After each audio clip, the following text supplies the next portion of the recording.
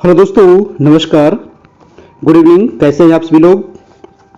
आशा करते हैं आप लोग काफ़ी अच्छे होंगे और तैयारी कर रहे होंगे। मैं मुकेश कुमार आप सबका बहुत बहुत स्वागत करता हूं हमारे यूट्यूब चैनल करियर परिवार में। आज आप सभी की टेस्ट होगी दोस्तों, टेस्ट नंबर आपका 25। जी हाँ, इसके पहले आपका 24 टेस्ट आपका हो गया है। आपका प्लेलिस्ट भी बना हुआ है, वहां से जाकर के आप सारे टेस्ट को क्रम वाइज आप लगा सकते हैं, देख सकते हैं, जिसमें आपको डीएलएड का और समान अध्ययन का अलग अलग 75 प्रश्न आपको करवाया गया है। बहुत ही इंपॉर्टेंट है, बिल्कुल सिलेबस के अनुसार है। और डेली आपकी जो क्लास होती है वो रात में आपको 9 बजे से होती है। सारे सवाल को आपको बिल्कुल रट लेना है, काफ़ी इंपॉर्टेंट है। इसका पीडीएफ भी आपको मिल जाएगा, नोट्स भी इसका दिया गया है। ठीक है, तो सारे चीज आपको मिल जाएंगे दोस्तों, है ना। और इसके लिए करना कुछ नहीं है, बस आपको हमारे चैनल से जुड़े रहना है, चैनल को सब्सक्राइब कर लेना है, बेल आइकन प्रेस कर लेना है।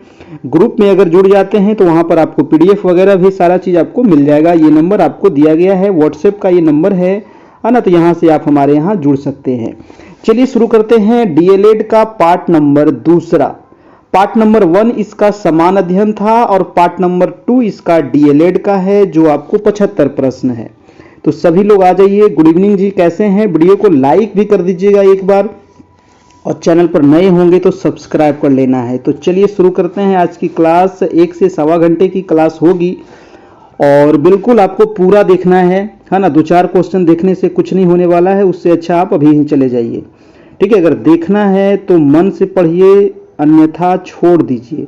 ठीक है, चलिए दोस्तों, तो आज का पहला प्रश्न है कि संज्ञानात्मक विकास के किस चरण में बच्चे एक दूसरे के साथ खेल संबंधी विचार साझा करते हैं और इस समझ को की संकेत वस्तुओं को दर्शाते हैं, सुदृढ़ करते हैं, लेकिन संरक्षण करने में अक्षम होते हैं। देखिए, क्वेश्चन काफी बढ़िया है और ये दोस्तों पियाजे के संज्ञानात्मक विकास से लिया गया है ना। जीन पियाजे के बारे में मैंने आप लोग को कई बार बताया हूँ। उसका संज्ञानात्मक विकास जो 4 भागों में बांटा है उन्होंने, उसके बारे में मैं फिर से भी बता दूंगा और उसी से संबंधित आपका ये क्वेश्चन है और यहाँ से एक सवाल आपको एग्जाम में जरूर पूछेगा। तो संज्ञानात्मक विकास के किस चरण में बच्चे एक दूसरे के साथ खेल संबंधी विचार साझा करते हैं, ये आपसे पूछ रहा है दोस्तों। तो ये जो चरण होता है ना, 4 चरण इन्होंने बताया है जीन पियाजे के द्वारा, संज्ञानात्मक विकास के 4 चरण। तो इसका जो राइट आंसर हो जाएगा वो मूर्त संक्रियात्मक अवस्था हो जाएगा। ठीक है, मूर्त संक्रियात्मक अवस्था में जो बच्चे होते हैं वो एक दूसरे के साथ खेल संबंधी विचार साझा करने लगते हैं। ठीक है, और इस समझ को संकेत वस्तुओं को दर्शाते हैं, सुदृढ़ करते हैं, लेकिन संरक्षण करने में वो अक्षम होते हैं। तो इसका आंसर हो जाएगा पूर्व संक्रियात्मक अवस्था। देखिए, पूर्व संक्रियात्मक अवस्था का काल कब से कब तक होता है, इसका उम्र क्या होता है, तो उम्र के बारे में आप इसको लिख लीजिएगा। 2 साल से लेकर के 7 साल के जो बच्चे होते हैं, ये बच्चे इस प्रकार के कार्य करते हैं। संवेदी पेशीय अवस्था जो होता है दोस्तों, इनकी उम्र कितनी होती है, तो 0 से लेकर के 2 वर्ष तक, जन्म से लेकर के 2 वर्ष तक, है ना। देखिए, जीन पियाजे महोदय ने दोस्तों 4 भागों में बांटा है संज्ञानात्मक विकास की।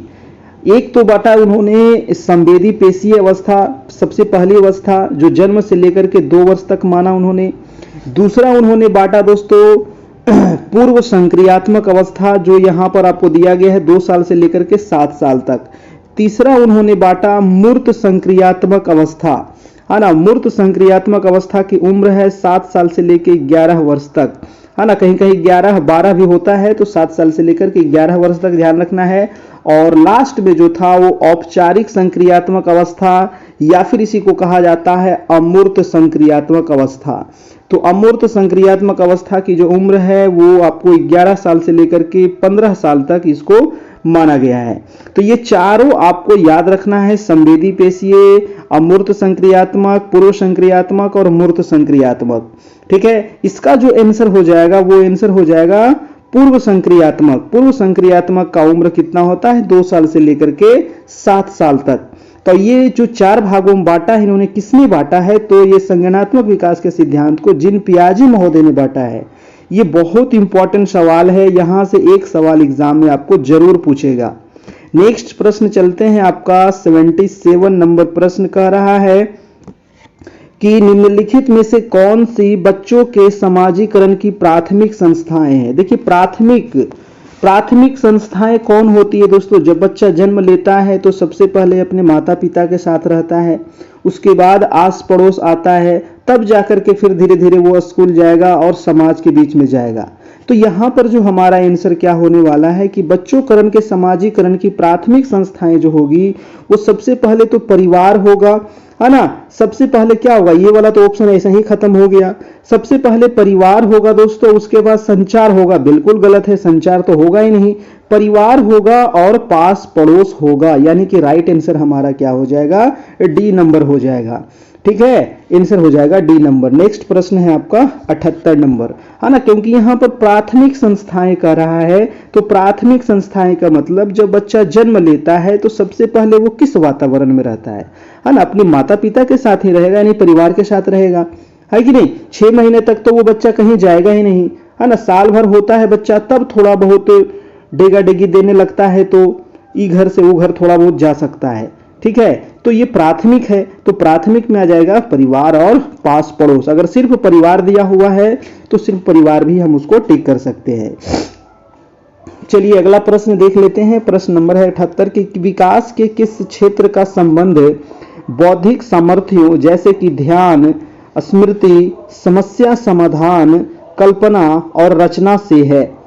कह रहा है दोस्तों कि विकास के वो कौन सा क्षेत्र है। देखिए विकास का बहुत सारा क्षेत्र है ना। संवेगात्मक क्षेत्र, संज्ञानात्मक क्षेत्र, सामाजिक क्षेत्र, शारीरिक क्षेत्र। ठीक है, तो ये विकास के क्षेत्र हैं। तो विकास के क्षेत्र में कह रहा है कि वो कौन सा क्षेत्र है दोस्तों जिसमें ध्यान है, स्मृति है, समस्या समाधान है, कल्पना है और रचना बच्चे करने लगते हैं।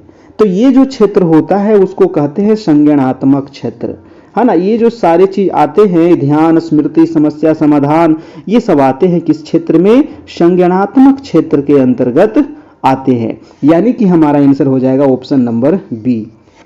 आपको समझ में आ रहा है तो प्लीज एक लाइक भी करते चलिएगा, है ना सभी लोग। अगले प्रश्न की ओर चलते हैं। 79 नंबर 79 कह रहा है दोस्तों कि विकास के विषय में सही वक्तव्य चुनिए। देखिए विकास के बारे में सही वक्तव्य आपको यहां पर बताना है।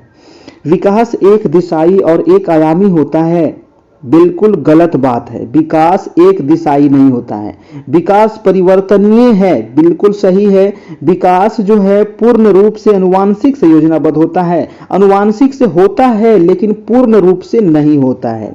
ठीक है, सभी व्यक्ति एक ही आयु और गति से विकास के पड़ाव को प्राप्त करते हैं, ये सब ही बिल्कुल गलत है। सभी व्यक्ति एक जैसे नहीं होते हैं दोस्तों। इसका जो राइट आंसर हो जाएगा वो विकास क्या है, तो परिवर्तनीय है ना। विकास क्या है, तो विकास परिवर्तनीय है। आपका आंसर हो जाएगा, आंसर नंबर बी हो जाएगा। देखिए बाल विकास के ना बहुत सारे सिद्धांत हैं। सिद्धांत भी आपको एग्जाम में पूछा जाता है, जैसे कि परस्पर संबद्धता का सिद्धांत, पूर्वानुमान का सिद्धांत, विकास का सामान्य से विशेष की ओर सिद्धांत, विकास की दिशा का सिद्धांत, वैयक्तिक भिन्नता का सिद्धांत, बुद्धि एवं विकास का सिद्धांत। तो ये सिद्धांत भी आप ध्यान रखना है। अगला प्रश्न चलते हैं, जैसे जैसे क्वेश्चन आते जाएगा मैं उसको पढ़ाते चलूंगा। नेक्स्ट प्रश्न है दोस्तों आपका 80 नंबर कि निम्न में से विकास का कौन सा सिद्धांत प्रस्तावित करता है कि बच्चे अपनी भुजाओं पर उंगलियों से पहले मांसपेशीय नियंत्रण कर पाते हैं।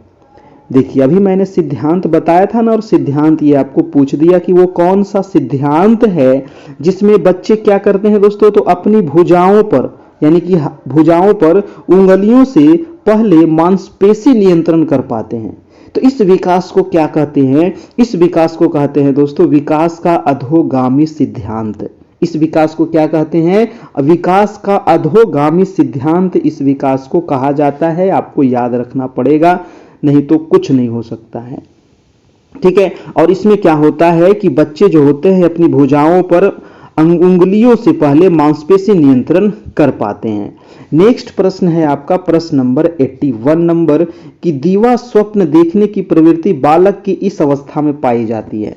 बताइए दोस्तों, दीवा स्वप्न यानी कि डे ड्रीमिंग मतलब कि दिन में ही बच्चे स्वप्न देखने लगते हैं। दीवा स्वप्न मतलब दिन में ही बच्चे स्वप्न देखने लगते हैं। तो ये देखने की जो प्रवृत्ति होती है वो किस अवस्था में पाई जाती है? ये वही अवस्था है दोस्तों जिसको तूफान की अवस्था कही जाती है। और तूफान की अवस्था किसको कहते हैं? तो किशोरावस्था को, है ना।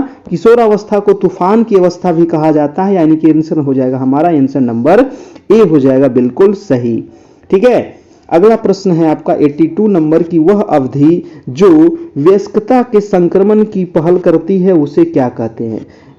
वयस्कता, हाँ ना। तो वयस्कता की संक्रमण किसमें पाया जाता है? सबसे ज्यादा व्यस्त जो बच्चे रहते हैं, मनुष्य जो रहता है वो किस अवस्था में रहता है? पूर्व क्रियात्मक में, बाल्यावस्था में, मध्य बाल्यावस्था में, किशोरावस्था में। दोस्तों ऑप्शन के अनुसार आपका क्या हो जाएगा? किशोरावस्था। किशोरावस्था की जो उम्र होती है ना, बहुत ज्यादा भाग दौड़ होती है, बहुत ज्यादा तनाव होती है, बहुत ज्यादा क्या कहें उसको, सब चीज होती है।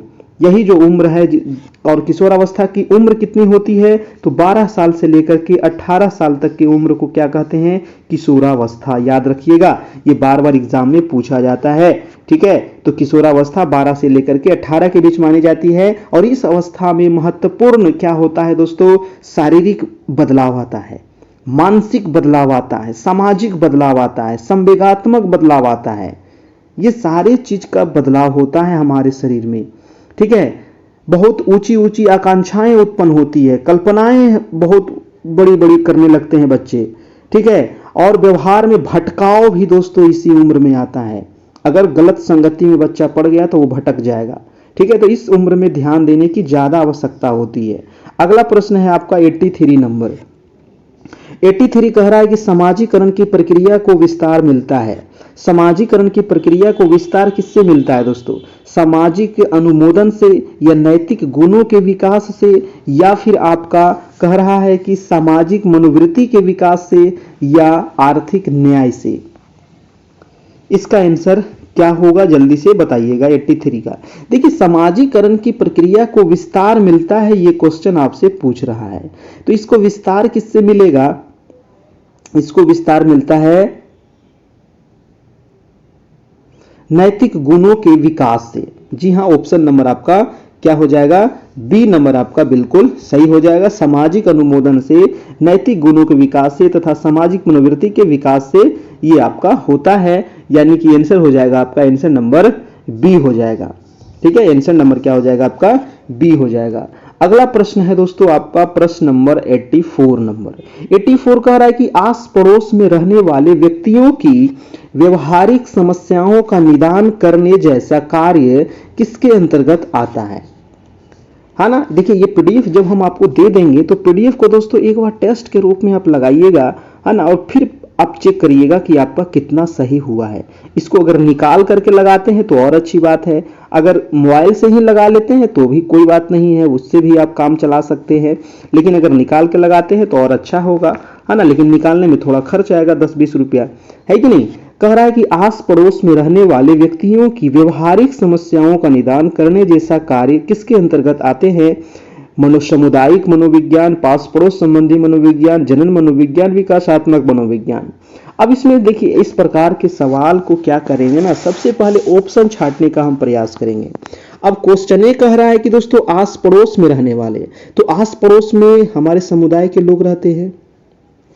संबंधी की बात नहीं कर रहा है, जनन की बात नहीं कर रहा है, विकास की बात नहीं कर रहा है, समुदाय की बात कर रहा है। हमारा आंसर हो जाएगा आपका ऑप्शन नंबर ए हो जाएगा आपका। ठीक है, ऑप्शन नंबर ए हो जाएगा आपका बिल्कुल सही। ठीक है, सामुदायिक मनोविज्ञान के अंतर्गत दोस्तों ये आता है। अगला प्रश्न है आपका 85 नंबर। 85 कह रहा है कि बच्चों के सीखने का आकलन करने के लिए एक शिक्षिका को किन तरीकों का इस्तेमाल करना चाहिए, है ना। आप शिक्षिका हैं तो बच्चे में कौन से तरीके का इस्तेमाल करेंगे? देखिए, बच्चे को क्या करना है दोस्तों, सीखने का आकलन करना है। तो कोई एक तरीका नहीं है, बहुत सारे तरीके हैं। ठीक है, बहुत सारे तरीके हैं इसको करने के लिए। अब जैसे कि कक्षा में की गई अंतःक्रिया, है ना, इससे भी हम कर सकते हैं, परियोजना कार्य से भी कर सकते हैं, पोर्टफोलियो से कर सकते हैं और आत्म आकलन से कर सकते हैं। यानी कि इसका जो राइट आंसर होने वाला है वो आंसर होने वाला है एक से अधिक होने वाला है, यानी कि ऑप्शन नंबर ई होने वाला है। देखिए इस प्रकार के जैसे ही क्वेश्चन आवे ना, तो ये सब क्वेश्चन बनाने का तरीका एक ही है कि जब तक प्रैक्टिस नहीं कीजिएगा तो नहीं हो पाएगा। प्रैक्टिस किए हुए रहिएगा तो आप एग्जाम हॉल में कर सकते हैं। इसलिए बार बार डेली इसको देखना जरूरी है, बनाना जरूरी है। अगला प्रश्न है आपका 86 नंबर। कह रहा है कि एक शिक्षिका विद्यार्थियों से उसकी स्वयं की चिंतन प्रक्रियाओं के बारे में सोचने के लिए कह रही है ना। क्या कह रही है शिक्षिका विद्यार्थी को स्वयं की चिंतन प्रक्रिया के बारे में सोचने के लिए। वह विद्यार्थियों के बीच किस तरह के कौशल विकसित करने पर ध्यान केंद्रित कर रही है दोस्तों, है ना, किस तरह के कौशल विकसित ध्यान करने की कोशिश कर रही है। ऑप्शन को पढ़ना है और फटाफट जवाब देना है। ऑप्शन कह रहा है घोषणात्मक, अधिसंज्ञानात्मक, प्रतिक्रियात्मक, शब्दार्थ। राइट आंसर हमारा होने वाला है अधिसंज्ञानात्मक। तो ये सारे सवाल तो आपको बिना पढ़े हुए काम नहीं चलने वाला। यानी कि एक शिक्षिका जो है विद्यार्थी से उनकी स्वयं की चिंतन प्रक्रियाओं के बारे में सोचने के लिए कह रही है, तो वह विद्यार्थियों के बीच कौशल विकास का चरण अधिसंज्ञानात्मक पर वो केंद्रित कर रही है। नेक्स्ट प्रश्न है आपका 87 नंबर। 87 कह रहा है कि निम्न में से कौन सा विद्यालयों में समावेशन की संस्कृति को दर्शाता है। अब समावेशन की संस्कृति को कौन दर्शाता है दोस्तों। ऑप्शन है कि विद्यार्थियों की जरूरतों को पूरा करने के लिए विभेदी आकलन को बढ़ावा दिया जाता है, या फिर बी नंबर है कि विभिन्नता और विविध परिप्रेक्ष्यों को प्रोत्साहित किया जाता है। अगला है कि विद्यालय में कुछ विद्यार्थी ही अभिभावक और समाहित महसूस करते हैं। गलत है, विद्यार्थी को उनकी योग्यताओं के आधार पर अस्थायी समूह बांटा जाता है। नहीं, इसका आंसर क्या होगा, राइट आंसर हो जाएगा आपका आंसर नंबर ए हो जाएगा। ठीक है, ऑप्शन नंबर ए आपका यहां से बिल्कुल सही हो जाएगा। नेक्स्ट प्रश्न चलते हैं दोस्तों आपका 88 नंबर। वीडियो को लाइक कर देना है दोस्तों सभी लोगों को जल्दी से। अगला प्रश्न है 88 नंबर की स्व अध्ययन की आदत आप छात्रों में किस प्रकार विकसित कर सकते हैं। स्वयं अध्ययन करना है बच्चों को, है ना। अगर कोई नहीं है क्लास में, घर में, फिर भी बच्चे को क्या करना है, अध्ययन करना है, यानी कि स्वयं पढ़ाई करना है। तो इसके लिए आप छात्रों में किस प्रकार की आदत को आप विकसित करेंगे। तो इसमें आप करेंगे दोस्तों स्वयं अध्ययन के प्रति प्रेरणा देकर, है ना, स्वयं अध्ययन के प्रति प्रेरणा देकर के इसका विकास करेंगे। ऑप्शन नंबर डी हो जाएगा। अगला प्रश्न है आपका 89 नंबर की अगर कक्षा के कुछ छात्र उदंड हैं, उन स्थिति में आप कैसे पढ़ाएंगे। जी हाँ, इस प्रकार के छात्र तो होते हैं कक्षा में, है ना, कुछ न कुछ तो बच्चे होते हैं, उदंड होते हैं, है ना। तो इसके लिए हम क्या करेंगे दोस्तों, छात्रों पर बिना ध्यान दिए अपने पाठ को पूरा करते रहेंगे। बिल्कुल गलत बात है ना। छात्र पर ध्यान देना पड़ेगा, उन्हें समझाकर मनोवैज्ञानिक ढंग से पढ़ाएंगे, ठीक है। उनके अभिभावकों को बुलाकर यथाशक्ति अवगत कराएंगे, ये भी ठीक नहीं है। पढ़ाना ये भी ठीक नहीं है। सबसे अच्छा ऑप्शन है आपका ऑप्शन नंबर बी नंबर कि उन्हें समझाएंगे सबसे पहले कि आखिर कारण जानने का प्रयास करेंगे और उन्हें मनोवैज्ञानिक ढंग से पढ़ाने का प्रयास करेंगे। ऑप्शन नंबर बी हो जाएगा। अगला प्रश्न है 90 नंबर। 90 कह रहा है कि विद्यालय द्वारा बालक का समाजीकरण निम्नलिखित में से किस कारक पर सबसे अधिक निर्भर करता है ना। समाजीकरण जो है वो किस कारक पर सबसे अधिक निर्भर करता है, ये बताइएगा। तो सबसे अधिक निर्भर करता है दोस्तों किस पर, सामुदायिक भावना का विकास, पाठ्यक्रम, पाठ्येतर कार्यक्रम, अनुशासन। इसका राइट आंसर हो जाएगा दोस्तों आपका ए नंबर, यानी कि सामुदायिक भावना का विकास। जी हाँ, सामुदायिक भावना का विकास हो जाएगा राइट आंसर। अगला प्रश्न है आपका 91 नंबर। 91 कह रहा है कि निम्नलिखित में से कौन सी न्यूनतम प्रभावी विधि है। न्यूनतम प्रभावी विधि कह रहा है ना, सबसे कम प्रभावी विधि कौन सी है। समस्या समाधान, कक्षा वाद विवाद, कक्षा में रटना, पैनल विचार विमर्श। तो रटना क्या हो जाएगा, सबसे न्यूनतम प्रभावी होगा, है ना। रटने पर तो जोर देना ही नहीं है, तो क्या है सबसे न्यूनतम हो जाएगा। ऑप्शन नंबर सी हो जाएगा। अगला है आपका 92 2 नंबर कह रहा है कि विद्यार्थियों में सहयोग की भावना का विकास कैसे करेंगे, है ना। सहयोग की भावना का विकास होना बहुत जरूरी है ना। बच्चे को एक दूसरे को सहयोग भी करनी चाहिए, ठीक है। तो इस भावना का विकास करने के लिए सहयोग की भावना का उदाहरण देंगे, या फिर दोस्तों की सहयोग पर फिल्म दिखाएंगे, या रचनात्मक कार्य करेंगे, या ऐसा काम देकर जिसमें सब मिलकर एक साथ काम करें। जी हाँ, ये वाला ऑप्शन आपका बिल्कुल ठीक है। तभी ना उसको समझ में आएगा कि सहयोग करने से क्या फायदा है, क्या लाभ है ना। यानी कि ऐसा काम दीजिए ताकि सभी बच्चे मिलकर के करें, है ना। तो आंसर हो जाएगा डी नंबर। 93 नंबर प्रश्न है कि शिक्षा में आईसीटी का उपयोग का उद्देश्य क्या है। जी हाँ, आईसीटी से भी आपको एक सवाल एग्जाम में जरूर पूछेगा। तो आईसीटी का उद्देश्य क्या है दोस्तों शिक्षा में इसका उपयोग से, है ना। शिक्षा में जो आईसीटी का उपयोग करते हैं इसका उद्देश्य क्या है। देखिए, आईसीटी के उपयोग का उद्देश्य जो है वो अधिगम परिणामों का अनुकूलन करना, ठीक है। अधिगम परिणामों का अनुकूलन करना है इसको, यानी कि ऑप्शन नंबर हमारा सी हो जाएगा। शिक्षा में जैसे कि सूचना है, संचार प्रौद्योगिकी है ना। शिक्षा का वह तरीका है दोस्तों जो सूचना के वितरण का समर्थन, संवर्धन और अनुकूलन करने के लिए सूचना और संचार प्रौद्योगिकी का उपयोग करता है, ठीक है। आजकल शिक्षा में देखिए हर एक स्कूल में लैब बनाया जा रहा है, बच्चों को इंटरनेट से पढ़ाने का कोशिश किया जा रहा है, सिखाया जा रहा है इंटरनेट चलाने के लिए, कंप्यूटर चलाने के लिए, ठीक है। तो यही सभी चीज तो आएगा आईसीटी के अंतर्गत।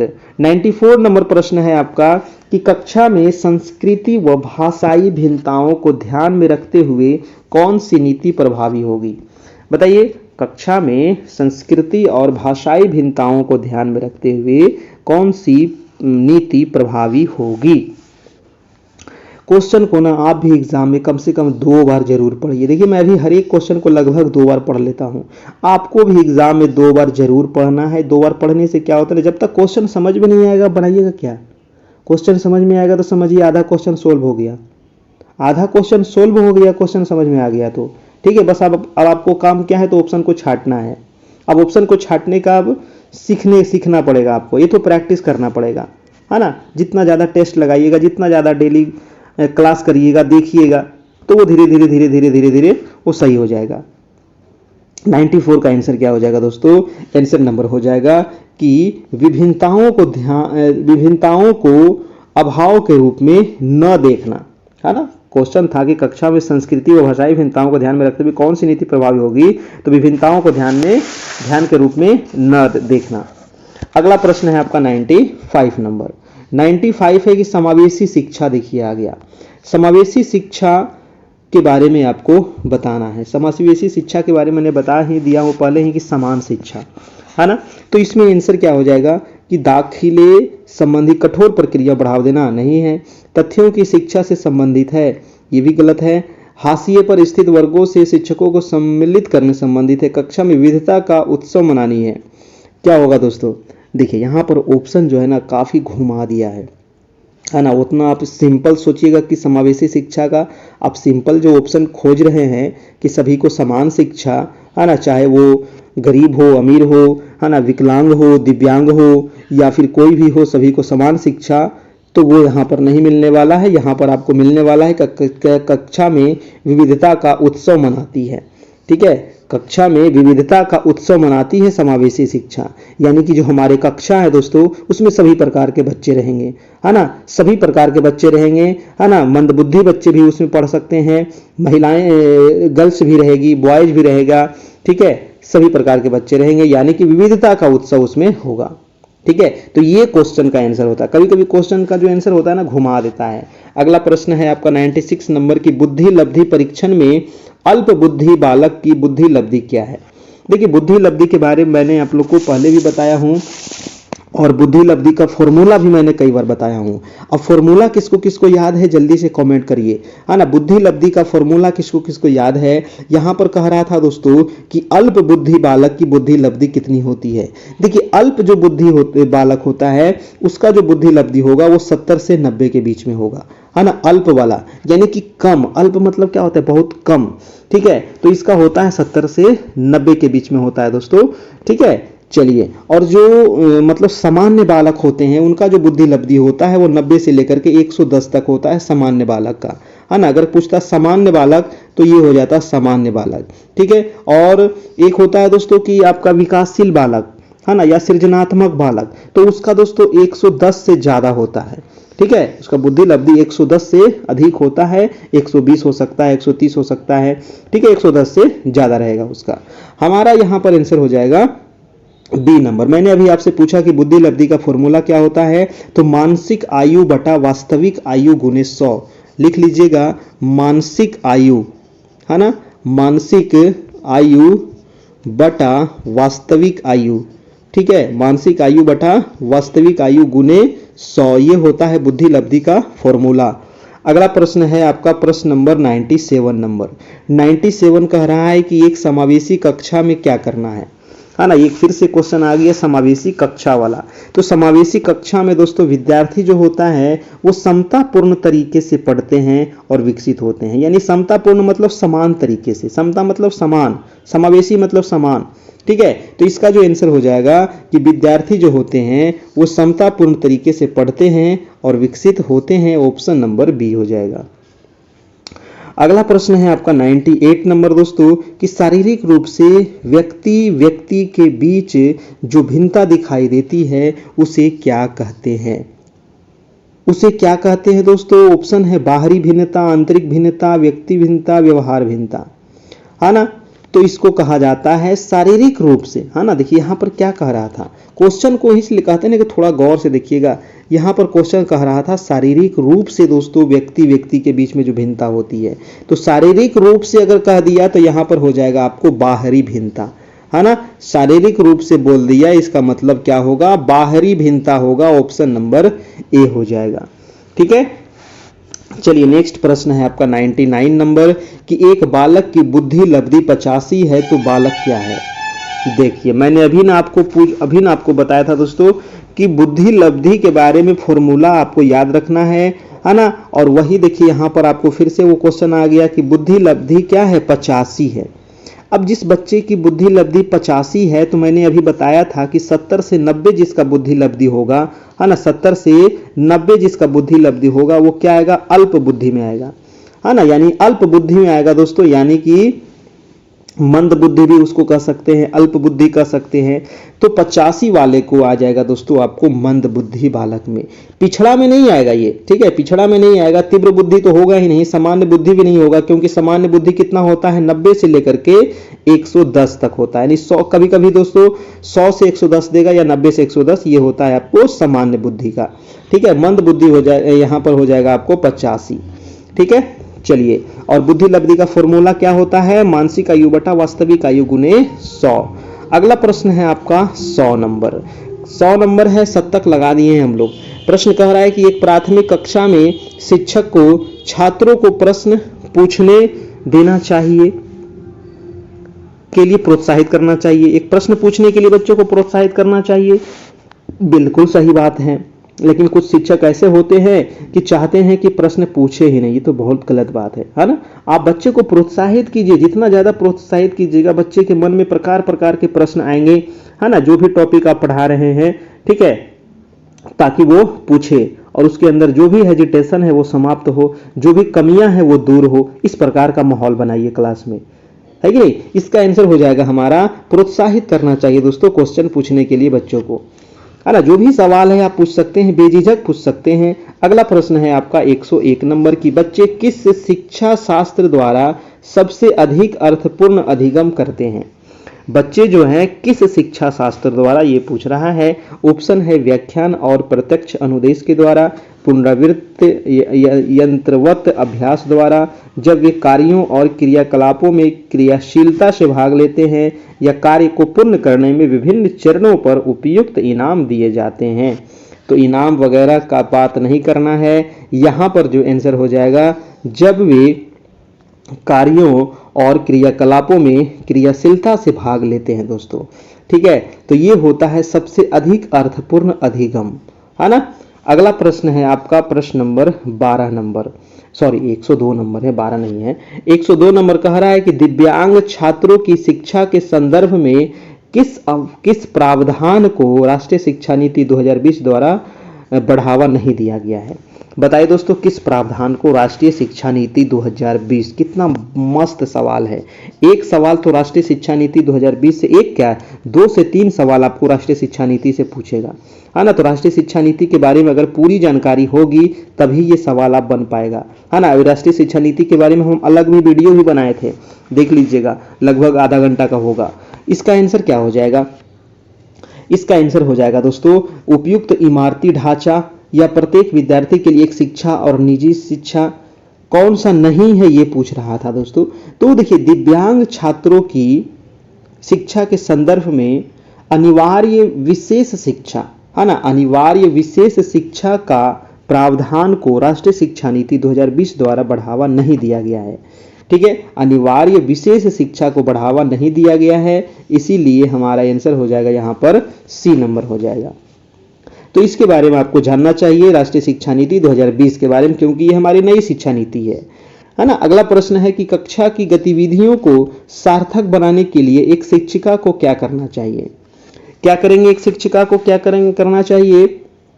तो उन्हें असंबंधित खंडों में विभाजित करना चाहिए, बिल्कुल गलत है। उनके बारे में निर्देश देना चाहिए, उन्हें संदर्भहीन तरीके से प्रस्तुत करना चाहिए, उन्हें उचित संदर्भ में स्थित रखना चाहिए, ये बिल्कुल ठीक हो जाएगा। अगला प्रश्न है आपका 104 नंबर। 104 कह रहा है कि निम्नलिखित में से कौन सी दिव्यांगता सामाजिक संचार में चुनौतियों का कारण बनती है? ना बताइएगा दोस्तों, सामाजिक संचार में चुनौतियों का कारण बनती है, वो कौन सी दिव्यांगता है ना। उस दिव्यांगता को क्या कहते हैं? देखिए, दिव्यांगता भी तो कई प्रकार के होते हैं, है ना, दिव्यांगता भी तो कई प्रकार के होते हैं। तो कह रहा है सामाजिक संचार में चुनौती का कारण बनती है, आंसर हो जाएगा आत्मकेंद्रित या फिर स्वलीनता। ऑप्शन नंबर हो जाएगा आपका ए नंबर। ठीक है, आत्मकेंद्रित या स्वलीनता जो है, ये दिव्यांगता सामाजिक संचार में चुनौतियों का कारण बनती है। नेक्स्ट प्रश्न है आपका 105 नंबर कि निम्नलिखित में से कौन सा भाषा शिक्षण के सिद्धांत के रूप में नहीं लिया जा सकता है ना। शिक्षण सिद्धांत के रूप में उसको नहीं लेंगे, तो इसका आंसर क्या होगा दोस्तों 105 का? इसके 105 का आंसर हो जाएगा विशिष्ट रूप से पठन कौशल पर बल देना। विशिष्ट रूप से पठन कौशल पर बल देना, ये दोस्तों भाषा शिक्षण के सिद्धांत के रूप में इसको नहीं लिया गया है, यानी कि ऑप्शन नंबर हो जाएगा हमारा बी नंबर। ठीक है, ऑप्शन नंबर बी हो जाएगा। अगला प्रश्न है आपका 106 नंबर। 106 नंबर कह रहा है कि सफल समावेशन को निम्नलिखित की आवश्यकता होती है ना, किसके सिवाय, है ना, किसके सिवाय सफल समावेशन की आवश्यकता होती है दोस्तों? पृथक्करण, अभिभावकों की भागीदारी, क्षमता संवर्धन, संवेदनशील बनाना। 106 का हो जाएगा पृथक्करण, है ना, पृथक्करण के सिवाय यहाँ पर सफल समावेशन की आवश्यकता होती है। अगला प्रश्न है आपका प्रश्न नंबर 107 नंबर कि बालकों में शैक्षिक मंदता का मुख्य कारण क्या है? बताइएगा, शैक्षिक मंदता का मुख्य कारण क्या है? शैक्षिक मंदता का मुख्य कारण बहुत सारे हैं, जैसे कि दोस्तों विद्यालय का वातावरण प्रतिकूल होना, है ना, या फिर आपको पाठ्यक्रम का कठोर होना। ठीक है, इससे भी तो आपका शैक्षिक मंदता आएगा। ठीक है, या फिर अयोग्य अध्यापक होना, है ना, इससे भी हो जाएगा। शिक्षक का अभाव है तो भी होगा आपका। तो इसका आंसर हो जाएगा हमारा 1 से अधिक हो जाएगा, है ना। इस प्रकार का आंसर क्या हो जाएगा दोस्तों? 1 से अधिक हो जाएगा, ऑप्शन नंबर ई हो जाएगा आपका। ठीक है, कोई दिक्कत इसमें नहीं है। अगला प्रश्न चलते हैं आपका 108 नंबर। 108 नंबर कह रहा है कि मानसिक रूप से अस्वस्थ और असमायोजित व्यवहार किसके द्वारा होता है?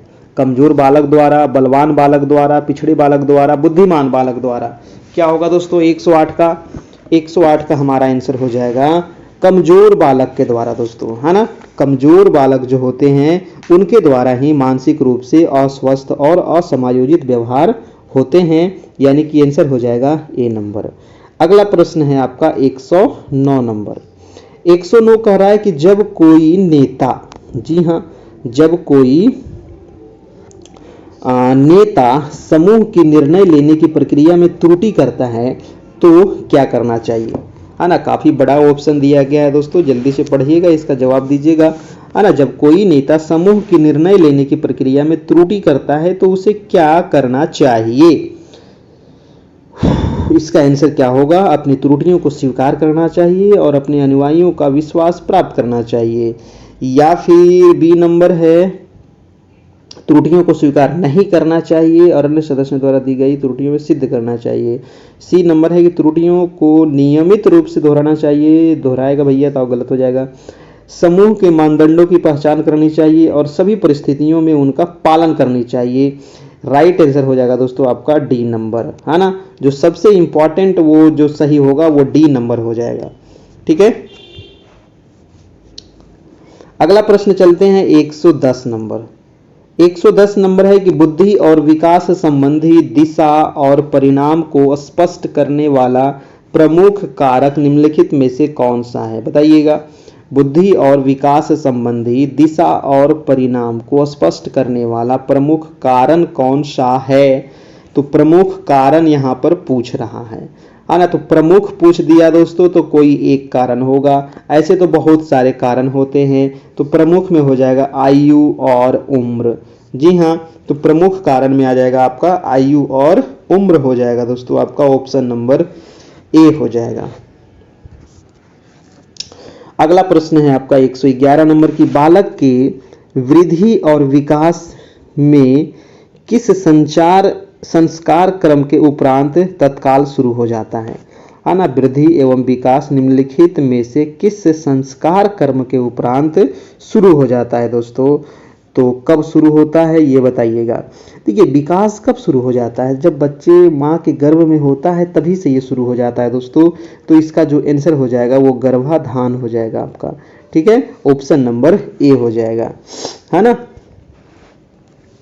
अगला प्रश्न है आपका प्रश्न नंबर 12 नंबर की निम्नलिखित में से किस मनोवैज्ञानिक विशेषता के प्रमुख आयाम परिमाणात्मक एवं गुणात्मक है? किस मनोवैज्ञानिक विशेषता के प्रमुख आयाम दोस्तों परिणामात्मक और गुणात्मक है? बुद्धि है, विकास है, परिपक्वता है, चिंतन है। देखिए, यहाँ पर बुद्धि भी हो जाए, वृद्धि भी हो जाएगा, बुद्धि नहीं वृद्धि है ना। वृद्धि भी होगा, विकास भी होगा, परिपक्वता भी होगा। ठीक है, ये प्रमुख आयाम परिणामात्मक एवं गुणात्मक होते हैं, इसीलिए जो आपका राइट आंसर हो जाएगा वो एक से अधिक हो जाएगा। ठीक है, चिंतन नहीं होगा, यहाँ पर 1 2 3 सही है, ए बी सी आपका। ठीक है, चलिए अगला प्रश्न देख लेते हैं। प्रश्न नंबर है आपका 13 नंबर की वृद्धि एवं विकास संबंधी वंशानुगत प्रभाव, जैविक संरचना, संवेगात्मक एवं सामाजिक कारक कौन से हैं? बताइएगा।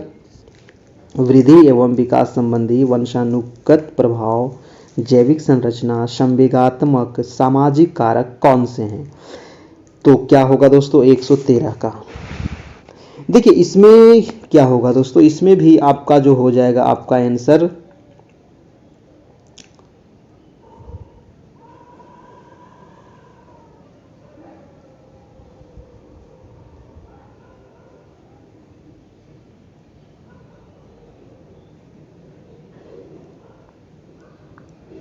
इसका भी जो आंसर हो जाएगा दोस्तों वो 1 से अधिक हो जाएगा, है ना। इसका भी आंसर क्या होगा? 1 से अधिक हो जाएगा। आंतरिक कारक, बाहरी कारक, पर्यावरणीय कारक, पारिवारिक कारक, ये सारे हो जाएंगे आपके, यानी कि ऑप्शन नंबर ई हो जाएगा 1 से अधिक। यहाँ भी आपका आंसर आएगा।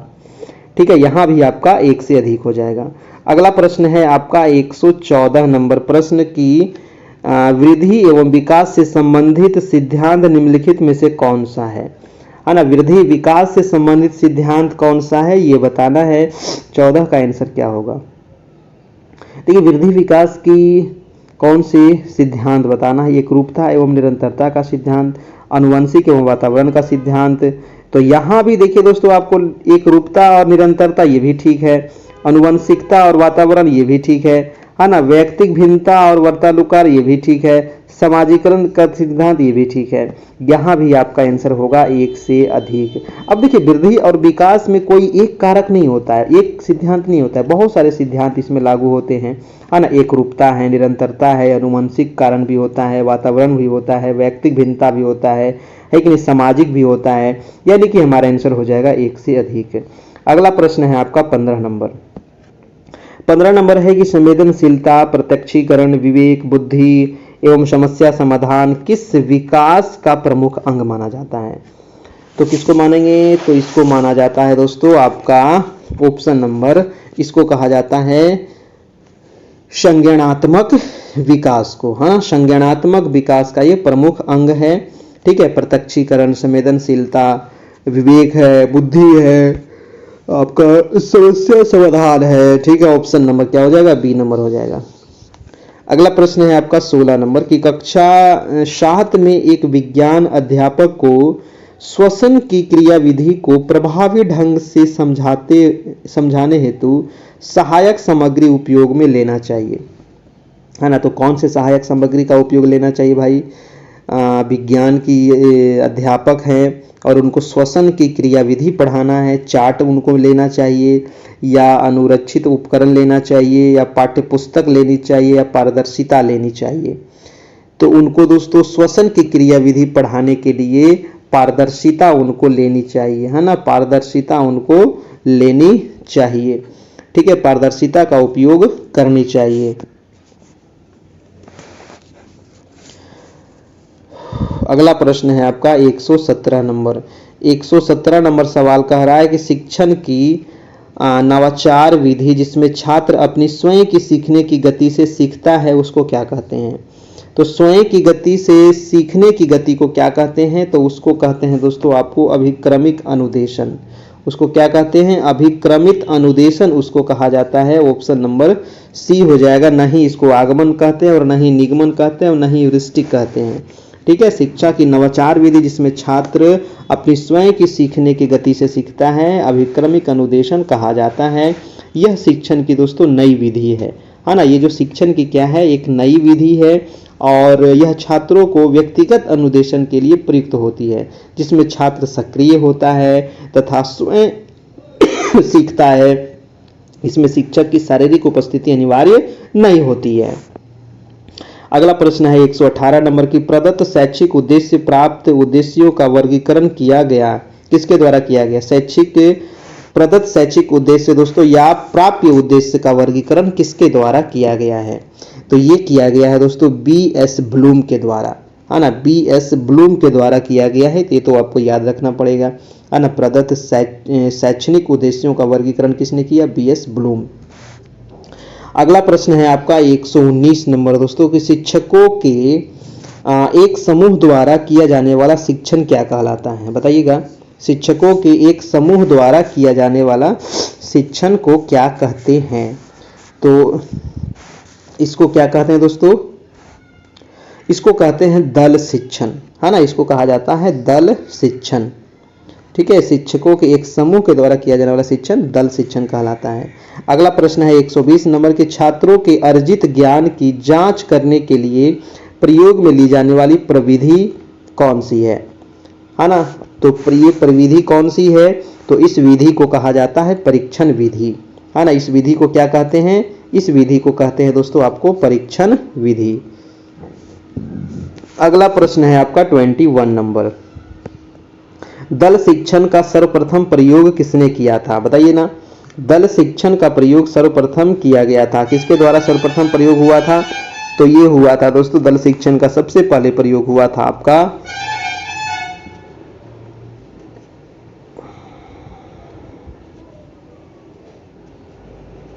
दल शिक्षण का सर्वप्रथम प्रयोग दोस्तों यहां पर भारत में किया गया था। याद रखिएगा किसके द्वारा? भारत में किया गया था। ऑप्शन नंबर ए होगा आपका, है ना। ऑप्शन नंबर ए हो जाएगा। देखिए आंसर में ना यहाँ पर गलत टाइपिंग हो गया था, उसको आप सुधार लीजिएगा। 121 का आंसर ए होगा दोस्तों भारत में, और जो आंसर नीचे दिया गया उसमें टाइपिंग में सी हो गया है ना। उसको आप सुधार लीजिएगा। ठीक है, सी नहीं होगा, अमेरिका नहीं होगा, भारत में दोस्तों सबसे पहले इसका प्रयोग किया गया था आपका। ठीक है, याद रखना है।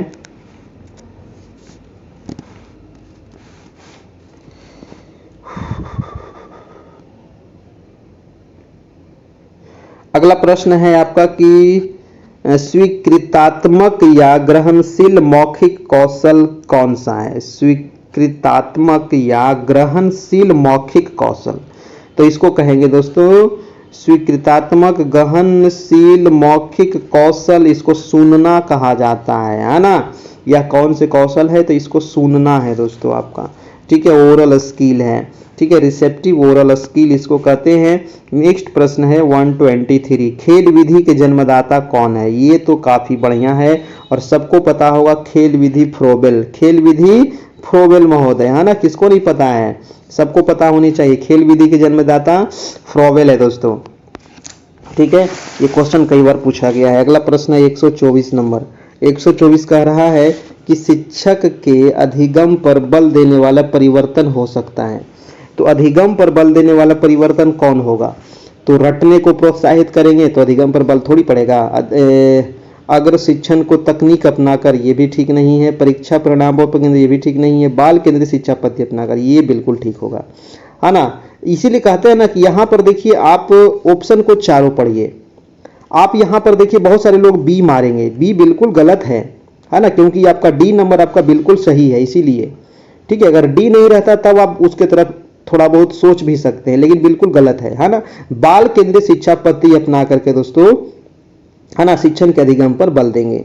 अगला प्रश्न है आपका 125 नंबर कि हाल के वर्षों में राष्ट्रीय शैक्षिक अनुसंधान एवं प्रशिक्षण परिषद निम्नलिखित में से किस शैक्षिक अनुसंधान पर बल दे रही है, बताइए, है ना। किस पर बल दे रही है, एनसीईआरटी, है ना। तो एनसीईआरटी जो बल दे रही है दोस्तों, वो आपका यहाँ पर व्यावसायिक शिक्षा भी हो जाएगा, उसके अलावा तकनीक शिक्षा भी हो जाएगा, है ना, आपको प्रौद्योगिकी शिक्षा भी हो जाएगा। एक से अधिक यहाँ पर हमारा आंसर हो जाएगा, है ना। एक से अधिक हमारा पर यहाँ पर आंसर हो जाएगा। यहाँ पर व्यावसायिक शिक्षा भी होगा और तकनीक शिक्षा भी होगा, ठीक है। अगला प्रश्न है आपका 126 नंबर। 126 कह रहा है कि निर्माणात्मक या रूपात्मक परीक्षण का सीधा संबंध किस विषय से है दोस्तों। निर्माणात्मक या रूपात्मक परीक्षण का जो संबंध है वो किस शिक्षण से है, किस विषय से है। तो ये कौन सा विषय होगा भैया, ये विषय हो जाएगा आपका पाठ्य वस्तु विश्लेषण, है ना। पाठ्य वस्तु विश्लेषण विधि इसको कहते हैं, ठीक है। पाठ्य वस्तु विश्लेषण नहीं, सी नहीं, ऑप्शन नंबर ए होगा। पाठ्य वस्तु विश्लेषण, पाठ्यक्रम नहीं, पाठ्य वस्तु, ऑप्शन नंबर ए हो जाएगा आपका, ठीक है। चलिए नेक्स्ट है 127 नंबर। 127 नंबर, और ये देखिए नंबर दिया गया है जहां से आप हमारे ग्रुप में जुड़ सकते हैं और यहां से आपको सारे पीडीएफ नोट्स मिल जाएंगे, समान अध्ययन के भी और डीएलएड के भी, ठीक है। इसमें आपको मात्र 399 का चार्ज लगेगा जो आपको ऑनलाइन पे करना होगा, है ना। ऑनलाइन पे यानी कि फोन पे, गूगल पे से इसी नंबर पे करना होगा और इसी नंबर पर व्हाट्सएप पे आपको भेज देना है स्क्रीनशॉट। फिर आपको ग्रुप में ऐड कर दिया जाएगा, वहां पर आपको सारे मटेरियल प्रोवाइड कर दिए जाएंगे पर्सनली, ठीक है। तो ये रहा नंबर व्हाट्सएप का और यही नंबर आपका ऑनलाइन पेमेंट करने का भी है। अगर आप नहीं चलाते हैं फ़ोन पे, गूगल पे, तो कोई बात नहीं है, आप अपने मित्र से भी करवा सकते हैं, लेकिन आपका जो भी व्हाट्सएप होगा उसी से हमें मैसेज कीजिएगा, समझ गए। चलिए जी, अगला प्रश्न है आपका 127 और पेमेंट करने के बाद स्क्रीनशॉट जरूर भेजना है ना। जरूर भेजिएगा तभी ना हम आपको जोड़ पाएंगे, अन्यथा कैसे जोड़ेंगे, कैसे पता चलेगा। अगला प्रश्न है 127 नंबर कि विद्यार्थी की अधिगम संबंधी समस्या के समाधान हेतु किया जाने वाला परीक्षण किस नाम से जाना जाता है। बताइए दोस्तों, किस नाम से जाना जाता है। निदानात्मक, उपचारात्मक, संरचनात्मक या सकारात्मक। तो इसको कहते हैं भाई साहब उपचारात्मक परीक्षण, है ना, उपचारात्मक परीक्षण। नेक्स्ट है आपका 128 कि निर्माणात्मक मूल्यांकन की विशेषता कौन है। निर्माणात्मक मूल्यांकन की विशेषता कौन सी है, बताइएगा। निर्माणात्मक मूल्यांकन की विशेषता दोस्तों यहाँ पर क्या होगा ये बताइएगा। वस्तुनिष्ठता है, प्रामाणिकता है, प्रासंगिकता है, विश्वसनीयता है। तो यहाँ पर दोस्तों वस्तुनिष्ठता भी हो जाएगा, प्रामाणिकता भी हो जाएगा, प्रासंगिकता भी हो जाएगा, यानी कि हमारा जो हो जाएगा ऑप्शन नंबर ई हो जाएगा, एक से अधिक, है ना, एक से अधिक हो जाएगा। अगला प्रश्न है आपका प्रश्न नंबर 129 नंबर। 129 कह रहा है कि शैक्षिक मूल्यांकन की प्रक्रिया से प्रभावित होने वाला कारक निम्नलिखित में से कौन सा है। और एक चीज और, जो आप लोग को पीडीएफ दिया गया है ना, जो आपका डीएलएड वाला सब्जेक्टिव जो दिया गया है 70 पेज का, उसको आप लोग कितने बार पढ़े हैं बताइएगा। पढ़े हैं कि नहीं पढ़े हैं? वहाँ से बहुत ज़्यादा फायदा होगा आप लोग को, उसको ज़रूर आप पढ़ लीजिएगा, है ना। शॉर्ट नोट्स है, हर एक टॉपिक को वहाँ पर टच किया गया है और जो भी इम्पोर्टेंट पॉइंट था उसको दिया गया है, ठीक है। 129 का हो जाएगा हमारा दोस्तों आंसर नंबर ई, है ना। यहाँ भी आपका क्या हो जाएगा, ऑप्शन नंबर ई हो जाएगा, क्योंकि यहाँ भी विद्यार्थी शिक्षण एक से अधिक यहाँ पर दोस्तों सही है ना। यहाँ भी एक से अधिक सही है, इसीलिए शैक्षिक मूल्यांकन प्रक्रिया से प्रभावित होने वाले कारक तो विद्यार्थी शिक्षक हैं, अभिभावक प्रशासक हैं, माता पिता हैं, है ना। यहाँ भी आंसर क्या हो जाएगा, एक से अधिक हो जाएगा आपका, ठीक है। ऑप्शन नंबर ई हो जाएगा। अगला प्रश्न है आपका 130 नंबर। 130 नंबर प्रश्न कह रहा है कि शैक्षिक मूल्यांकन का मौलिक आधार किससे संबंध होता है। मौलिक आधार किससे संबंध होता है दोस्तों, ये पूछ रहा है। तो मौलिक आधार जो संबंध होता है मानसिक मूल्यांकन से, भावात्मक मूल्यांकन से, क्रियात्मक से, संसाधनात्मक से।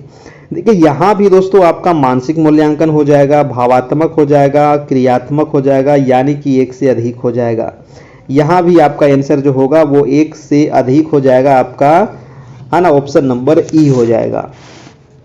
अगला प्रश्न है आपका 131 नंबर की संकलनात्मक मूल्यांकन की संरचना किस पर आधारित होती है। संकलनात्मक मूल्यांकन की जो संरचना होती है ये किस पर आधारित होती है, तो ये भी सत्रांत संप्राप्ति से, अर्धवार्षिक से, संपूर्ण या सामान्यीकरण से, वार्षिक से। देखिए यहाँ भी जो आंसर हो जाएगा वो आंसर नंबर दोस्तों ए भी सही है, बी भी सही है, सी भी सही है, डी भी सही है ना। संकलनात्मक मूल्यांकन का मतलब है सत्रांत समाप्ति से भी, अर्धवार्षिक से भी, संपूर्ण या सामान्यीकरण से भी और वार्षिक से भी, यानी कि आपका आंसर हो जाएगा दोस्तों एक से अधिक हो जाएगा, ठीक है। एक से अधिक हो जाएगा। और नेक्स्ट प्रश्न है आपका 132 नंबर, कह रहा है कि संकलनात्मक मूल्यांकन के परिणामों की व्याख्या किस आधार पर की जाती है ना। किस आधार पर करते हैं बताइएगा। विषय एवं ज्ञान अनुभव पर, कौशल अभिवृद्धि, वैल्यू क्षेत्र, संसाधन, है ना। तो संकलनात्मक मूल्यांकन जो हम लोग करते हैं वो दोस्तों करते हैं विषय ज्ञान और अनुभव के आधार पर करते हैं, ठीक है। विषय ज्ञान और अनुभव के आधार पर किया जाता है संकलनात्मक मूल्यांकन, ठीक है। और संरचना में ये आपका सभी हो जाएगा। अगला प्रश्न है 133 नंबर। 133 कह रहा है कि निम्नलिखित में से किस से विद्यार्थी की अक्षरों और शब्दों को पढ़ने, उनकी व्याख्या करने और उन्हें समझने की क्षमता सीधे प्रभावित होती है दोस्तों, है ना। किससे प्रभावित होगा, है ना। अक्षर है, शब्द है, पढ़ना है, व्याख्या करना है, समझना है, सभी चीज प्रभावित हो रहा है। तो ये हो जाएगा दोस्तों वाचन कौशल, ठीक है। आंसर क्या हो जाएगा, वाचन कौशल, वाचन वैकल्य दोस्तों, वाचन कौशल नहीं, वाचन वैकल्य। तो वाचन वैकल्य का मतलब देखिए, वाचन वैकल्य जो लिखा गया है ना, ये बिल्कुल दोस्तों एकदम हिंदी में लिखा गया है। इसको अगर कहेंगे, इसी को कहा जाता है दोस्तों वाचन वैकल्य को डिस्फेसिया। क्या कहते हैं इसको, कहते हैं, एक मिनट में पेन चेंज कर लूँ, ये पेन ठीक नहीं है, हाँ इसको मैं लिखता हूँ। इसको कहते हैं दोस्तों डिस्फेसिया, ठीक है। इसको डिस्फेसिया भी कहा जाता है वाचन वैकल्य को, है ना। आंसर हो जाएगा सी नंबर। वाचन वैकल्य का मतलब होता है अधिगम क्षमता में विद्यार्थी को अक्षर है, शब्द है ना, उस शब्द को पढ़ने हैं, उनकी व्याख्या करना, उनको समझने में क्या होता है, प्रभाव होता है। एक होता है दोस्तों डिस्फेसिया। डिस्फेसिया यानी कि वाचन वैकल्य वही हुआ। तो डिस्फेसिया क्या है, तो यह एक भाषा एवं वाक संबंधी विकृति है ना, जिससे क्या होता है ग्रसित जो बच्चे होते हैं उन्हें विचार की अभिव्यक्ति, व्याख्या में समय क्या होती है, कठिनाई होती है, ठीक है, पढ़ने में कठिनाई होती है। अगला प्रश्न है आपका 134 नंबर। 134 का आंसर क्या होगा बताइएगा। प्रश्न है कि गतिक दिव्यांगता, देखिए फिर से आ गया गतिक दिव्यांगता। गतिक दिव्यांगता वाले विद्यार्थियों का सफल समावेशन सुनिश्चित करने के लिए किससे बचना महत्वपूर्ण है ना? किससे बचना महत्वपूर्ण है बताइएगा। तो आपका आंसर होगा 134 का कि ऊपरी मंजिल पर कक्षाओं, पुस्तकालय और प्रयोगशालाओं का आवंटन करना, विद्यालय के सभी क्षेत्रों को रैंप और लिफ्टों में समतल करना, विद्यार्थी की आवश्यकताओं के अनुसार अनुकूलन करना, बैठने की व्यवस्था में उचित समायोजन करना। क्या होगा 134 का? देखिए 134 का क्या हो जाएगा आपका आंसर? किससे बचना चाहिए है ना? किससे बचना सबसे महत्वपूर्ण है? क्वेश्चन पर ध्यान दीजिएगा थोड़ा सा। तो आपका जो ऑप्शन नंबर ए दिया गया है, इस चीज से बचना चाहिए दोस्तों। ऊपरी मंजिल पर कह रहा है ना, एकदम ऊपरी मंजिल पर कक्षा, पुस्तकालय, प्रयोगशाला आवंटित करना। क्या ये सही है? नहीं, बिल्कुल गलत है। ये निचली मंजिल पर होनी चाहिए, है ना? इससे बचना चाहिए हमें। अगला प्रश्न है 135 नंबर। निम्नलिखित में से कौन सी सृजनात्मक, ध्यान दीजिएगा, कौन सा सृजनात्मक विद्यार्थी की पहचान संबंधी विशेषता नहीं है ना? नहीं पूछ रहा है सृजनात्मक विद्यार्थी के पहचान से संबंधित। तो 35 का ऑप्शन दिया गया है उच्च क्रम समस्या समाधान। ये तो भैया सृजनात्मक बच्चा है। अभिसारी सोच, ये जैसे ही आ गया अभिसारी सोच तो ये गलत हो जाएगा। नवाचारी प्रयोग, ये तो सृजनात्मक बच्चा है। जिज्ञासा की प्रबल भावना, ये भी सृजनात्मक बच्चा है। यानी कि हमारा आंसर क्या हो जाएगा? B number. छांटने के लिए कोशिश कीजिए। अगला प्रश्न है 136 नंबर।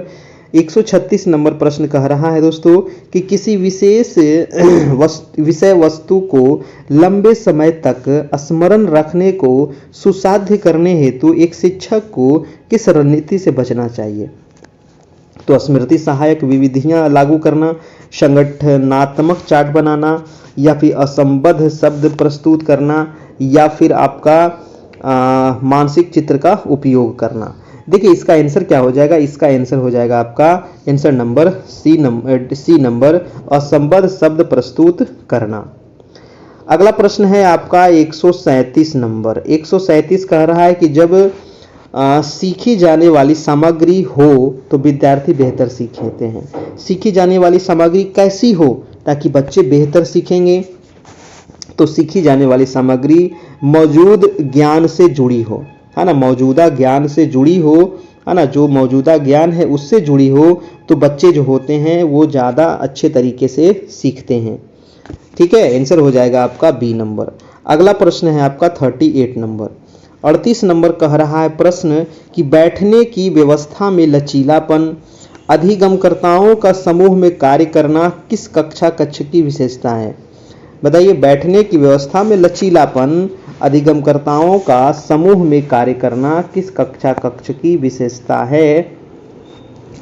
तो व्यवहारवादी कक्षा कक्ष नहीं, ये तो गलत है। सामाजिक, जी हाँ, सामाजिक संरचनावादी कक्षा कक्ष, शिक्षक केंद्रीय कक्षा कक्ष, पाठ्यपुस्तक केंद्रीय कक्षा कक्ष। तो बैठने में लचीलापन का मतलब है सामाजिक संरचनावादी, यानी कि उस क्लासरूम में सभी समाज के वर्ग के बच्चे वहां पर बैठे हुए हैं, पढ़ाई कर रहे हैं। अगला प्रश्न है आपका 139 नंबर। 139 कह रहा है कि एक प्रगतिशील कक्षा में अधिगम किस प्रकार होगा?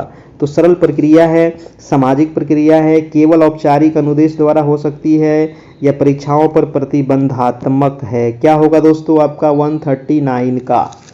तो एक प्रगतिशील कक्षा में जो अधिगम है एक सामाजिक प्रक्रिया है। ठीक है, एक सामाजिक प्रक्रिया है। अगला प्रश्न है आपका 140 नंबर कि विद्यार्थियों को बनने के लिए सुसाधित करना चाहिए। क्या बनने के लिए सुसाधित करना चाहिए विद्यार्थी को? बताइएगा। तो आपका आंसर हो जाएगा स्वतंत्र विचारक बनने के लिए। ठीक है, स्वतंत्र विचारक बनने के लिए। अगला प्रश्न है आपका 141 नंबर। 141 नंबर प्रश्न कह रहा है दोस्तों आपका कि क्षीण दृष्टि से जूझते विद्यार्थियों के समायोजन हेतु एक अध्यापक को क्या देने से बचना चाहिए? क्षीण दृष्टि से जूझते विद्यार्थी को समायोजन हेतु एक अध्यापक को क्या देने से बचना चाहिए? तो दृश्य अवस्थित नोट्स, आवर्धन लेंस, बड़े आकार में छपी पाठ्य पुस्तक, या फिर अविश्वसनीय मानचित्र और आलेख। किस चीज से बचना चाहिए? तो दृश्य अव्यवस्थित नोट्स, है ना, क्योंकि यहाँ पर क्या लिख दिया है अव्यवस्थित, तो अव्यवस्थित देगा तो क्या फायदा है, ऑप्शन नंबर ए, यानी कि इससे बचना चाहिए।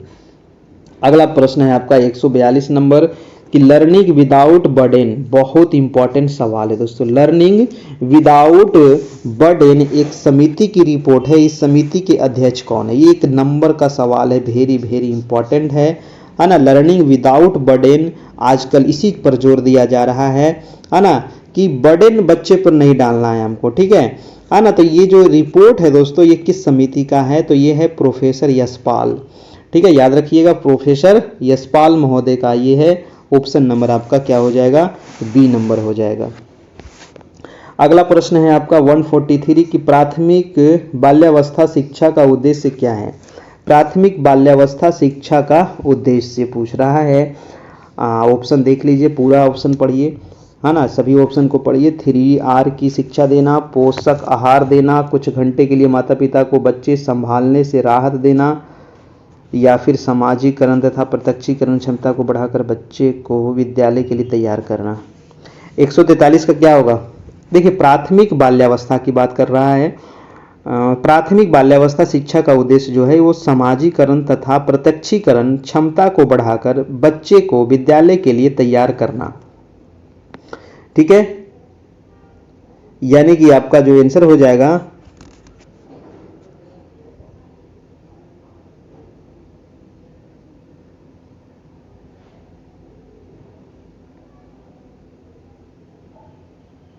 ऑप्शन नंबर डी हो जाएगा, ठीक है। ऑप्शन नंबर क्या हो जाएगा दोस्तों, डी नंबर आपका ऑप्शन बिल्कुल सही है। टाइपिंग में बहुत मिस्टेक कर दिया है, यहाँ पर भी देखिए ऑप्शन नंबर डी होगा बिल्कुल सही, और टाइपिंग में दे दिया है सी नंबर, ठीक है, तो ये इसको भी आप सुधार कर लीजिएगा। अगला प्रश्न है आपका 144 नंबर। 144 है कि राष्ट्रीय शिक्षा दिवस निम्न में से किसके जन्मदिन पर मनाते हैं। बिल्कुल सही क्वेश्चन है, और आपको पता भी होगा राष्ट्रीय शिक्षक दिवस किसके जन्मदिन पर मनाते हैं दोस्तों। राष्ट्रीय शिक्षक दिवस, क्वेश्चन को पढ़िएगा ध्यान से और क्वेश्चन को गलत मत करिएगा। बहुत सारे लोग यहाँ पर देखिए क्या मार रहे हैं, सर्वपल्ली राधाकृष्णन। राष्ट्रीय शिक्षा दिवस जो है दोस्तों ये मौलाना अबुल कलाम के आज़ाद के जन्म दिवस पर मनाते हैं, और ऑप्शन नंबर आपका बी हो जाएगा, ठीक है। और ये 11 सितंबर 2008 को मानव संसाधन विकास मंत्रालय ने हर साल 11 नवंबर को राष्ट्रीय शिक्षा दिवस मनाकर मौलाना आज़ाद की जयंती मनाने का फैसला किया था, ठीक है। तो 11 नवंबर को मनाया जाता है आपको राष्ट्रीय शिक्षा दिवस, ठीक है। शिक्षा दिवस और शिक्षक दिवस में अंतर है मेरे भाई, याद रखिएगा। शिक्षक दिवस मनाया जाता है सर्वपल्ली राधाकृष्णन के जन्मदिन पर, है ना, यहाँ पर राष्ट्रीय शिक्षा दिवस है और ये मनाया जाता है मौलाना अबुल कलाम आज़ाद के जन्मदिन पर, ठीक है, याद रखना है। और 11 नवंबर को मनाते हैं, और ये कब शुरुआत हुआ था, 2008 से इसकी शुरुआत हुआ था मनमोहन सिंह के सरकार में, है ना। और वे भारत के पहले शिक्षा मंत्री थे, कौन थे, मौलाना अबुल कलाम आज़ाद, भारत के पहले शिक्षा मंत्री, याद रखिएगा। भारत के पूर्व राष्ट्रपति भी रह चुके हैं, विद्वान भी थे, दार्शनिक भी थे, भारत रत्न से भी उनको सम्मानित किया गया है ना। और शिक्षक दिवस कब मनाते हैं, तो हम लोग 5 सितंबर को मनाते हैं, डॉक्टर सर्वपल्ली राधाकृष्णन के जन्मदिन पर। तो दोनों में अंतर है, हड़बड़ में गड़बड़ नहीं करिएगा। अगला प्रश्न देखिएगा, आपका प्रश्न नंबर है 145 नंबर। 145 कह रहा है कि निम्नलिखित में से कौन शिक्षण अधिगम प्रक्रिया में स्वतंत्र चर है। स्वतंत्र कौन है, स्वतंत्र चर किसको कहा जाता है, शिक्षक को, शिक्षार्थी को, संस्थान को, या माता पिता को। देखिए शिक्षक को दोस्तों स्वतंत्र चर कहा गया है, ठीक है, शिक्षक को, ऑप्शन नंबर ए हो जाएगा। अगला प्रश्न है 146 नंबर। 146 कह रहा है कि शिक्षक शिक्षण सहायक सामग्री का उपयोग किस लिए करते हैं। शिक्षक जो है दोस्तों शिक्षण सहायक सामग्री का उपयोग किस लिए करते हैं, तो छात्रों को मनोरंजन बनाने, शिक्षण को मनोरंजन बनाने के लिए, या छात्रों को ग्रहण शक्ति को बढ़ाने के लिए। क्या हो जाएगा आपका जो आंसर हो जाएगा, ग्रहण शक्ति को बढ़ाने के लिए, है ना, जो हम पढ़ा रहे हैं बच्चे उसको कैसे ग्रहण कर सके। अगला प्रश्न है 147, करा निम्नलिखित में से कौन सा शिक्षण अधिगम का स्तर नहीं है ना, कौन सा शिक्षण अधिगम का स्तर नहीं है, क्या होगा, विभेदन स्तर, स्मृति स्तर, चिंतनशील स्तर, बोध स्तर। देखिए दोस्तों, स्मृति स्तर तो है, चिंतनशील स्तर भी है, बोध स्तर भी हो जाएगा। विभेदन स्तर नाम कभी सुने हैं? बिल्कुल गलत है, यानी कि ऑप्शन नंबर ए हो जाएगा। गलत ही हमसे पूछ रहा था, कौन सा स्तर नहीं है। अगला प्रश्न है आपका 148, शिक्षा में प्रमुख बदलाव। क्वेश्चन ध्यान दीजिएगा, शिक्षा में प्रमुख बदलाव शिक्षा केंद्रित से हुआ है। तो शिक्षा में प्रमुख बदलाव दोस्तों कौन से शिक्षा केंद्रित से हुआ है? शिक्षार्थी केंद्रित, अभिभावक केंद्रित, प्रबंधन केंद्रित या धन केंद्रित? धन केंद्रित तो गलत हो गया, ये तो होगा नहीं, है ना। प्रबंधन केंद्रित भी नहीं होगा, अभिभावक केंद्रित भी नहीं होगा, शिक्षार्थी केंद्रित होगा दोस्तों, ऑप्शन नंबर ए। नेक्स्ट प्रश्न है आपका 149। ध्यान दीजिएगा कि एनसीएफ 10वीं और 12वीं के छात्रों के लिए कुछ होमवर्क समय की सिफारिश करता है। कुल होमवर्क समय की सिफारिश करता है। दिन में 2 घंटे, 3 घंटे, 4 घंटे, 5 घंटे, है ना। 10वीं 12वीं के छात्र के लिए दोस्तों कितने होमवर्क देना चाहिए, कितने घंटे के लिए? तो 149 का हो जाएगा दिन में 2 घंटे। ठीक है। राष्ट्रीय पाठ्यचर्या रूपरेखा, ये काफ़ी इंपॉर्टेंट सवाल है, ध्यान दीजिएगा, है ना। एनसीएफ के अनुसार ये निर्धारित किया गया है, हमारे अनुसार नहीं किया गया है।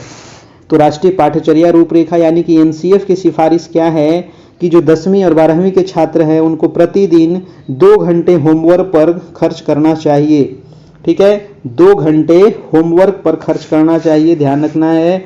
और दोस्तों आज का अंतिम प्रश्न, और जाते जाते वीडियो को आपको लाइक जरूर कर देना है, चैनल पर नए होंगे तो सब्सक्राइब जरूर कर लेना है, ताकि 9 बजे से डेली आपकी टेस्ट होती है ना। 9 PM से रात्रि में 9 बजे रात्रि से डेली अभी टोटल 25 टेस्ट आपका हो गया है।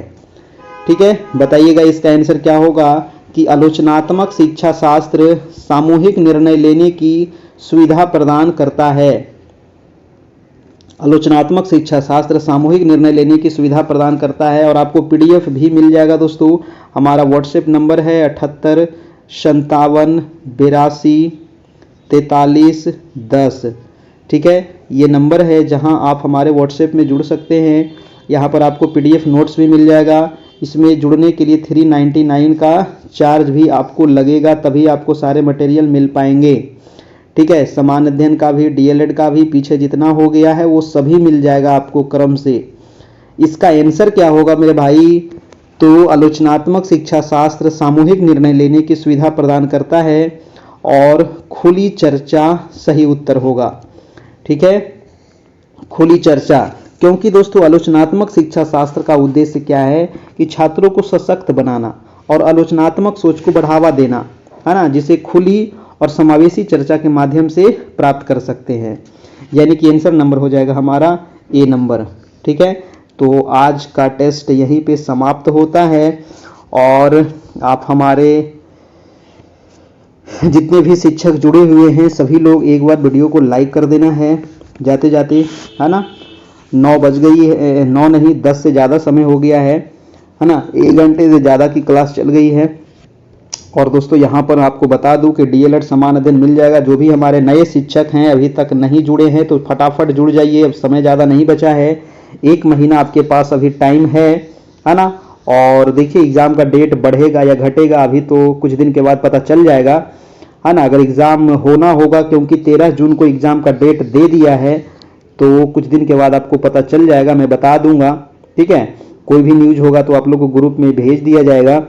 और नए टीचर जो हैं उनको 399 यहाँ पर चार्ज लगेगा। और जो पुराने शिक्षक हमारे यहाँ पहले से जुड़े हुए हैं और अगर फिर से जुड़ना चाहते हैं तो उनको मात्र 201 लगेगा, तभी उनको सारे मटेरियल मिल पाएंगे। ये नंबर आपको दिया गया है फ़ोन पे, गूगल पे, जहाँ से आप ऑनलाइन पे करके इस नंबर पे आप जुड़ सकते हैं। ठीक है, ये नंबर आपका क्या है तो व्हाट्सएप का भी यही नंबर है। इस नंबर को सेव कर लीजिएगा, व्हाट्सएप पे मैसेज कर लीजिएगा, उसके बाद पेमेंट करके हमें व्हाट्सएप कर दीजिएगा। फिर आपको दोस्तों जोड़ दिया जाएगा और PDF वगैरह भी आपको दे दिया जाएगा। ठीक है, चलिए तो आज के लिए इतना ही, फिर मिलेंगे हम लोग कल इसी समय इसी चैनल पर दोस्तों। तब तक के लिए good night, goodbye, take care, thank you, धन्यवाद।